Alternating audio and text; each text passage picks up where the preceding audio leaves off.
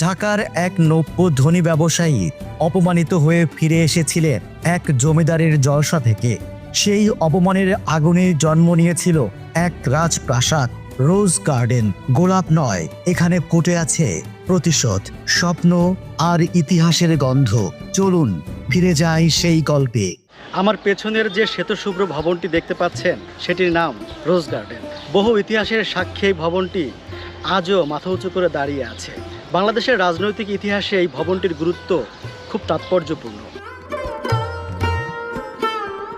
পুরান ঢাকার এই অলিগলি কত শত গল্প বয়ে বেড়ায় জানেন, কিন্তু আজকের গল্পটা একটু আলাদা।